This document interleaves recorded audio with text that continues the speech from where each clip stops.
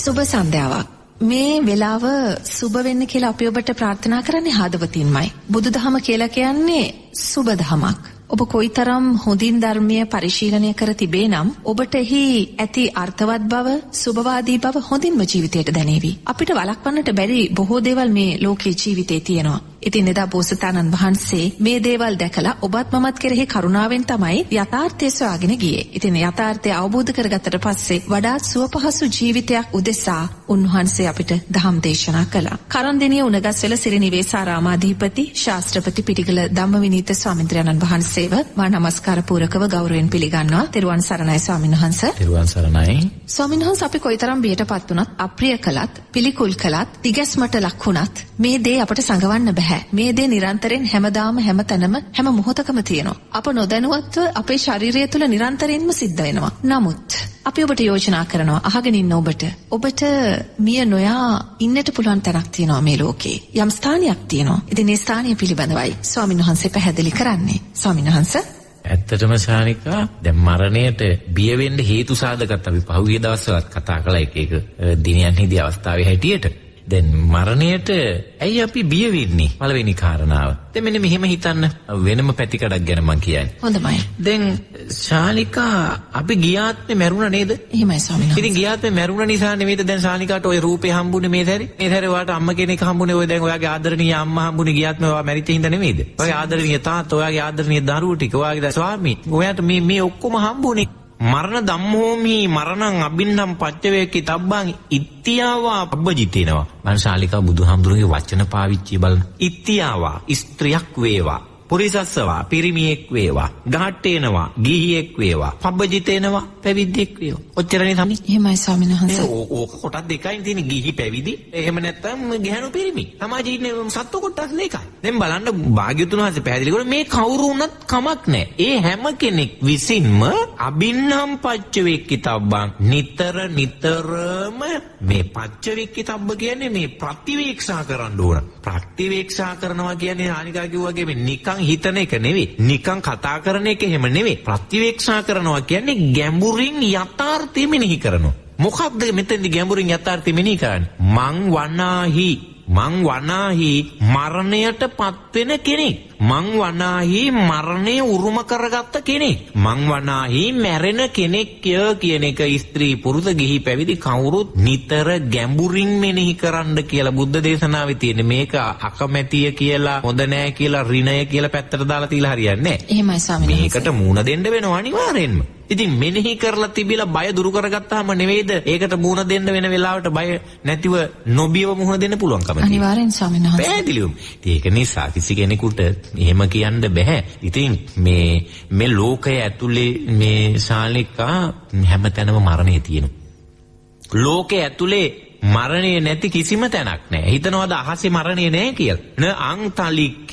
අන්තලික්කේ අන්තරීක්ෂය. අන්තරීක්ෂය කියන්නේ ආස. දිග කියන්න බෑ, පළල කියන්න බෑ, උස කියන්න බෑ, ප්‍රමාණයක් දන්නේ නැහැ මේකේ. මනින්න බිම්මක් තාම කවුරුවත් හදලා නැහැ. දිග පළල මේ කියන කිසිවක් මනින්න බැරි අහසට වෙලා ඉන්න පුළුවන් වාහන හදලා තියෙනවා අපේ මිනිස්සුනේ. ඉතින් කාට හරි හිතෙනවා නම් අහසේ මරණය නැහැ කියලා, ඉතින් ඒ හදන අධිබලති යානාවක නැගලා අහසට වෙලා ඉන්න පුළුවන්. කිසි ප්‍රශ්නයක් නැහැ. ඉඳලා බලන්න ශානිකා මැරෙන එක නැද්ද කියලා. මොකද හිතෙන්නේ සාමාන්‍යයෙන්. එහෙම වෙන එකක් නැද්ද? ඒක ස්වාමීන් වහන්සේ සිතවිල්ලක් විතරයි නිකම්ම නිකම්. සිතවිල්ලක් විතරයි. ආසේ මරණය තියෙනවා. අනන්තවත් එහෙම වෙන්නේ නැද්ද? ගුවන් යානාවලදී මැරිලා නැද්ද? උඩදී ගුවනේදී මැරිලා නැද්ද ඕන තරම්? ආසේ මරණය තියෙන හැම තැනම න සමුද්ද මජ්ජේ. තව කෙනෙකුට මේක පොඩ්ඩක් හිතුවනම්. දැන් මං කීප විටක් මෙතනදී පාවිච්චි කරා වචනය ලෝකයට අයිති. ලෝකයට අයිති කොතනද? එතන මරණය තියෙනවා. ලෝකයට අයිති හැම තැනම මරණය තියෙනවා කියලා දැන් මං කිව්වනේ. දැන් ඕකෙන් මෙතකොට අනිත් පැත්ත උත්තරයක් කියලා තියෙනවානේ. ලෝකයට අයිති නැති තැන මරණය නැහැ. අන්න ඔබතුමීගේ ප්‍රශ්නෙට උත්තරයක් දැන් එනවා එන. ලෝකයට අයිති නැති තැන කොතනද? අන්න ඒකයි හොයා ගන්න ඕන. දහමේ කොටස් දෙකක් තියෙනවා, ලෞකික ලෝකෝත්තර කියලා. ලෞකික කියලා කියන්නේ නම් ලෝකයට අයිති. ලෝකය ඇතුලේ කියන එකයි ලෞකික කියලා කියන්නේ. එහෙමයි. ලෝකෝත්තර කියලා කියන්නේ නම් ලෝකයෙන් එතර. දැන් වැරදි ආකල්පයක් ගන්නට එපා කිසිවෙක් මේ කියන්නේ පෘථුවියෙන් පිටේ කියලා. නෑ ලෝකය කියලා සම්මුතියක් අපි ගාව තියෙනවානේ. ඒ සම්මුතියෙන් පිට. එහෙනම් ලෝකයට අයිති දේවල් තමයි මේ තියෙන දේ හැම දෙයක්ම මේකේ ඇතුලේ තියෙන හැම ඉඩක් අස්සෙම ඉදි කටුවක් දාන්න පුළුවන් ඉඩක් තියෙනද ඒ හැම ඉඩක් අස්සෙම මරණය තියෙනවා. ලෝකයට අයිති නැති ධර්ම තියෙන එකයි ශානිකා ඒ තමයි නිවන. එහෙනම් එතන තැනක් නෙවෙයි. ඉර නෑ, හඳ නෑ, නේව පඨවි, නේව ආපෝ, නේව තේජෝ, නේව වායෝ, පඨවි ආපෝ තේජෝ වායෝ නෑ, නේව චන්දිම සූර්යා, ඉර හඳ නෑ, ගස්ගල් නෑ, තාරකා නෑ, වර්ණ නෑ, හුළඟ නෑ, පාට නෑ, අම්ම නෑ, තාත්තා නෑ, ඒ කිසිවක්ම නැති නිසා ලෝකයට අයිති නෑ. එහෙමයි. ඒක තැනක් නෙවෙයි. ස්වභාවය. ඒ ස්වභාවය නොමැරී ඉන්න පුළුවන් කියලා මේ අදහස් කරන්නේ මොකක් දන්නවද? උපත නැති නිසා. ඉතින් උපතක් හැදෙන්නේ නැත්නම් මරණයක් නේ. දැන් අපි පැහැදිලිව කියවනේ මුල ඉඳලම මරණය යනු මේ ශරීරයත් එක්ක බද්ධ වෙලා තියෙච්ච විඥාණය ගැලවිලා යන එක කියලා. ගැලවිලා යන විඥාණයනේ කර්මානුරූපෝ නැවත කුසක පිළිසිඳ ගන්න. එහෙනම් කුස යනු භවයට අයිති එකක් නේ. එහෙනම් භවයක් නැවත උපත ඇති කරන්නේ විඥාණයට යන්න පුළුවන් පවර් තියෙන හින්දානේ. ටෝච් එකක් ගැව්වහම මෙතන ඉඳගෙන ශාලිකා යන් දුරක් ඒකේ එළිය යනවා. යන්නේ ඒ බැටරි වල පවර් තියෙන දුර තමයි. බැටරි බහින්න මොකද වෙන්නේ? අර ටෝච් එකේ දුර ප්‍රමාණය අඩු වෙනවා. අන්න බලන්න. ගැලවිලා යන විඥානය යම්කිසි භවයක් දක්වා ගමන් කරන්නේ ජීවත් වෙලා ඉන්නකන් ඒ භවය ලබා ගැනීම උදෙසා කරන ලද පින්පව් දෙක නැමැති පවර් පදනම් කරගෙන. එහෙනම් යම්කිසි කෙනෙක් බුද්ධිමත් නම් ඔහු පිනුත් අත්හරිනවා, පවුත් අත්හරිනවා. ඒ දෙකම අත්හැරියමට ආලෝකය ඇති වෙන භවය හදලා නැහැ. එහෙමයි. ඉතින් ඒකනේ භාග්‍යවතුන් වහන්සේම අර අනේක ಜಾති සංසාරං කියන ගාථාවේදී පැහැදිලි කරලා කිව්වේ ඔයා ඉතින් ආයි මට ගෙවල් හදන්නේ නැහැ කිව්වනේ, වඩුවට කිව්වනේ. වඩුව කියලා ඒ උපමා කරේ මෙතන මේ පංචස්කන්ධය නැමැති ගේ හදන වඩුව කියලානේ උපමා කළේ. එහෙමයි ස්වාමීන් වහන්සේ. ඒකට ආපහු නැවත උපතක් මට හදලා දෙන්නේ නැහැ. හදන්න විදියක් නැහැ. ඔයා ඒව හදන්න පාවිච්චි කරන කැණි මණ්ඩල මං කඩලා දැම්මා. පරාල ටික කඩලා දැම්මා. යටලි කඩලා දැම්මා. ඔයා මේ ගේ හදන්න පාවිච්චි කරන යතු කැටේ බුරු මේ අරක මේ ඔක්කොම මම කඩලා දැම්ම කිව්වේ. මේ කිව්වේ ශානිකා නැවත උපතක් හැදෙන්න ඕන කරන විඥානයේ පෝෂණය වන ශක්තිය දුරු කළා කියන එකනේ කියන්නේ. එහෙමයි. ඉතින් කොහොමද පංචස්කන්ධයක් ආයි ගොඩ නැගෙන්නේ? ගොඩ නැගෙන විදියක් නෑ. ඒ නිසා මරණයට කවුරුවක් ඔය කියපු විදියට බිය වෙන්න අවශ්‍ය නැත්තේ. මරණය කියලා කියන්නේ ඔය එක සින්දුවල හරිය මෙන්න කියන එක එක්තරා සුන්දර අත්දැකීමක් එක වචන වලින් කියන. ඒ ලෞකිකත්වයට බර ඒවා ඒවයි තියෙන්නේ. එහෙම නෙවෙයි. මේක සිද්ධ වෙන එකක් මරණය කියලා කියන්නේ. අපිට තව භවයකට යන්න, ජීවිතය අලුත් කරගන්න, අලුත් නෑදෑයෝ හම්බ වෙන්න එක්තරා විදියක මේකේ සුභවාදී පැත්තකුත් තියෙනවා. ධර්මානුකූලවම නෙවෙයි මම මේ කිව්වේ. එහෙමයි. සුභවාදී පැත්තක් අපිට දකින්න පුළුවන්කම. ඒක දකින්න අතීතේ පෙර භවයට යන්න. පෙර භවයේ අපි හිටියා. ඒ භවයෙන් අපි මිය ගියා. ඒ භවයෙන් මිය ගිහින් මේ භවයට ආවා. ඉතින් ආයි අපි මුලින් ඉඳලා ගියානේ ශානිකා. දැන් මැරිච්ච හින්දානේ අපිට ගියාත්මෙ මැරිච්ච හින්දා මේ ආත්මේ ආයි එකේ ඉඳලා යන්න පුළුවන් උනේ. ආයුෂ දක්වා. ඉතින් ඒක නිසා යම්කිසි කෙනෙකුට තමන්ගේ ජීවිතයේ අවසාන භාගයේ උදාපත් වෙනකොට මරණ බය ඇති වෙනවා නම් ඒ කාන්තෙන් මරණයමයි මෙනෙහි කරන්න තියෙන්නේ. ඒකට අපිට ඕන තරම් සංකේතාත්මක අවස්ථාවල් තියෙන එකක් තමයි ජීව පාංශකූලය. සමහර අය බයයි. මැරෙනවා මෙහා තමන්ගේ අත් දෙකෙම තමන්ගේ සීකල්පනාව තියෙන වෙලාවක ජීව පාංශකූලය දෙන්න. හැබැයි ඒක දෙන්න කැමැත්තෙන් ඉන්න අයත් ඉන්නවා. සමහර අය ගොඩ හරි කැමැත්තෙන් ඒක පූජා කරනවා. 2-3 පූජා කරන වෙලාවලුත් තියෙනවා. ඕන්න එකක් පූජා කරගත්ත හොඳටම ප්‍රමාණවත්. ඒ තමයි මරණානුස්සතිය වැඩිම. මරණානුස්සතිය වඩපු කෙනෙකුට තමයි මම මැරෙනවා කියලා හිතන කෙනෙකුට තමයි තමන්ගේ අතින්ම තමන්ගේ පාංශකූලේ මැරෙන්න කලින් දී ගන්න පුළුවන්කම තියෙන්නේ. ඒ හේතුවමයි ශානිකා එයාට නිරෝගී ජීවිතයක් ගත කරලා තව ආයුෂ දිනනවා නම් ඒ ආයුෂ කෙලවර දක්වාම එයාට ජීවිතේ පවත්වාගෙන යන්න පුළුවන්කම තියෙන්නේ. මරණය ගැන මෙනෙහි කිරීමමයි ලැබිච්ච chance එක. ස්වාමීන් වහන්සේ දැන් ඔය ජීව පාංශකූලය පිළිබඳවත් අපි යමක් කතා කරමු මේ විරාමයෙන් අනතුරුව. එහි තිබෙනා වූ තාර්කික පදනම විශේෂයෙන්ම දැන් ඔබ වහන්සේ පැහැදිලි කරා මරණානුස්සතිය මෙනෙහි කිරීමේ හරහා සිද්ධ වෙනවා කියලා. බුදුරජාණන් වහන්සේ අනුදැනව අදාළ කාරණයක්ද මේ කියන එකත් වහන්සේ පැහැදිලි කර දෙනවා නම් වටිනවා. මොකද සමහරක් වෙලාවට ජීව පාංශකූලය විවිධ ස්වාමීන් වහන්සේලා ප්‍රතික්ෂේප කරපු අවස්ථාත් තිබෙන නිසා. ස්වාමීන් වහන්සේ අපි එහෙමනම් මේ අවස්ථාවේදී අපි හැමෝටම හොඳ මානසික පසුබිමක් සකසා දෙන්නයි මෙවැනි වැඩසටහන් සංවිධානය කරන විශේෂයෙන්ම සිරස් FM පන්සිල් හැන්දෑවේ අපේ ස්වාමීන් පහදා දෙන්නේ වඩාත් සංසුන් මනසකින් ජීවිතයකට මුහුණ දෙන්නේ කෙසේද කියන කාරණයයි ගරු ස්වාමීන් වහන්සේ ජීව පාංශකූලය පිළිබඳව ධර්මානුකූල පහදා දීම අර්ථය මේ අවස්ථාවේදී වහන්සේකින් පැහැදිලි කර ගන්නට අපි සූදානම් වෙනවා. බුදුරජාණන් වහන්සේ අනුදැනව දාලා කාරණයක්ද මේ කියලා ඔබ වහන්සේ මේ අවස්ථාවේදීම අපට පැහැදිලි කරනවා නම් ඉතාමත් උචිතයි. ජීව පාංශකූලය දීම සම්බන්ධයෙන් අපිට තරම් අත්දැකීම් නැහැ ශානිකා කාටවත්. මොකද අපිවනේ වඩම්මගෙන යන්නේ ඔය වෙනුවෙන්. ඇත්තටම මේ අපිව සමහරලාවට දැඩි සත්කාරය ඒකක ඇතුළටත් එක්කගෙන ගිහිල්ලා තියෙනවා මේ තම ඥාතිවරුන් උදෙසා ජීවපාංශුකූල පූජා කරනවා. අනන්තවත් මේ ස්පිරිතාලේ ලෙඩ ඇඳ ළඟට ගිහිල්ලා ජීවපාංශුකූල පූජා කරනවා. සමහරු ඒ වෙනකොටත් මිය ගිහිල්ලා යන්ත්‍ර නිසා තමයි අර මේ ගැස්මක් විතරක් තියෙන්නේ. සමහර අය බිඳුවක සිහි කල්පනාවක නැහැ. ඒ අය ලව අත ගස්සලා පූජා කරන එක අත ගැස්සුවට අත ගස්සනව නෙමෙයි අතේ උලලා පූජා කරනවා.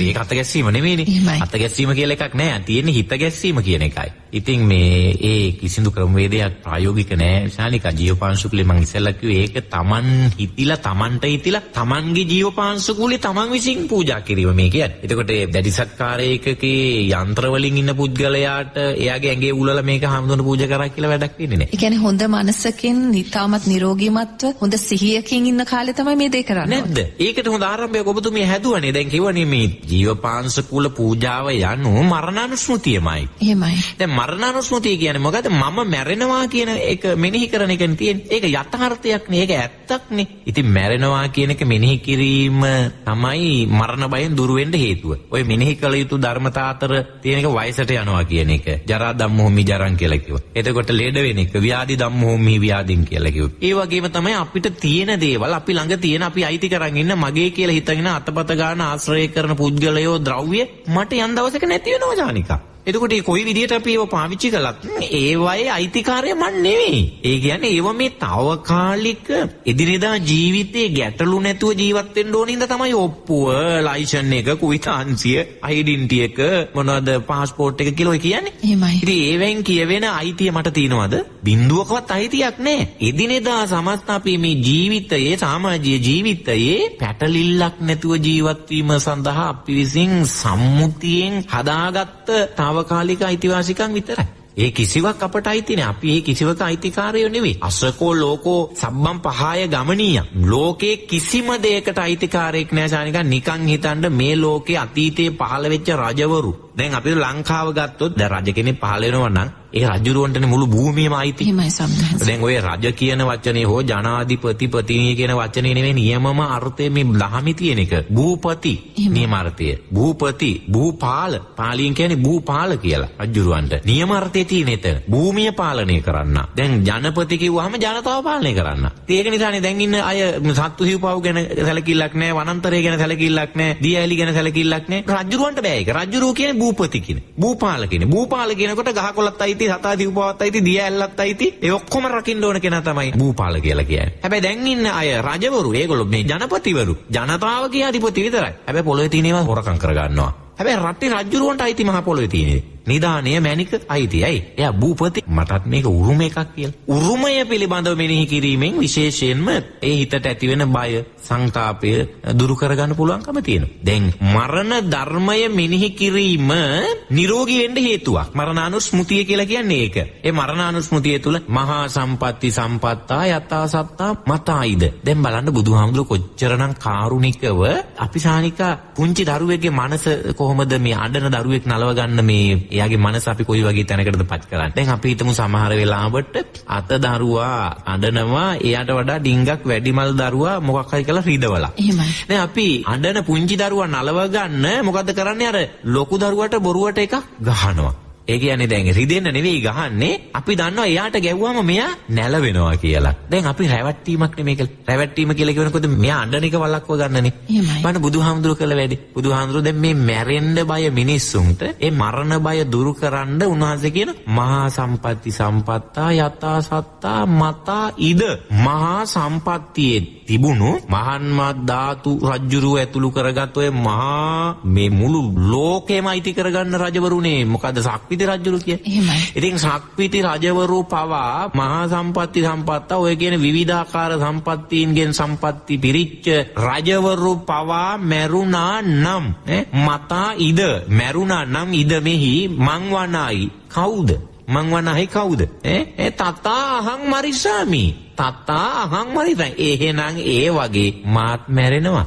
දැන් අර මං කියපු උපමාවනේ මේ තියෙන්නේ. අර ලොකු එක්කෙනාට බොරුවට එකක් ගහලා පොඩි එක්කෙනාව සනසගත්තා වගේ. දැන් බුදුහාමුදුරුවෝ බලන්න අපිට අපේ හිතේ තියෙන මරණ බය දුරු කරන්න කියපු වැඩේ. මොකද්ද ඔයා ඕක ගණන් ගන්නේ? මහා සම්පත් ඇති මහ රජවරු පවා මැරුණා නම් ඔයාට ඕක මොකක්ද කියලා බලන්න මේ මරණ බය නෙමෙයි දුරු කරලා තියෙන බුදුහාමුදුරු. උපමා ලස්සනට දක්වන ඊසකං අනිවත්තන්තං සතතං ගමනුස්සුතං ජීවිතං උදයාත්තං සූර්යෝ වියදාවති. හරියට උපදිච්ච අපේ ත්‍රාණිකා මරණය මොන විදියට අපේ පසුපස්සේ අපිව එලවගෙන එනවද කියලා කියනවා නම් මරණය ඉපදිච්ච පුද්ගලයාගේ හරියට කඩුවක් අතින් ගත්ත වදකයේ දැන් අපි හිතමු අපිව එලවගෙන එනවා. කවුද මරන්න එලවගෙන එන වදකයේ කඩුවක් අතින් අරන්. නතර වුණොත් මොකෝ වෙන්නේ? මරණවනේ. මරනවා අනිවාර්යෙන්. දැන් අපි මොකද්ද මේ කරන්නේ? දුවනවා. අපි දුවනවා. මේ දැන් දුවනවා ශානිකා. 6ට නතර වෙනවද කෑම කන්න? හවස 3ට ආයි තේ බොන්න නතර වෙනවද? නෑ උදේට 6ට නම් ඉර උදාව සිදු වුණේ ජ්‍යොතිෂයට හරි මොකකට හරි යනු. 6ට ඉර උදා වුණා නම් හවස ඉර බහැලා යන්නේ 5:00ට නම් එත කම්ම ශානිකා ඉර නොනැවතීම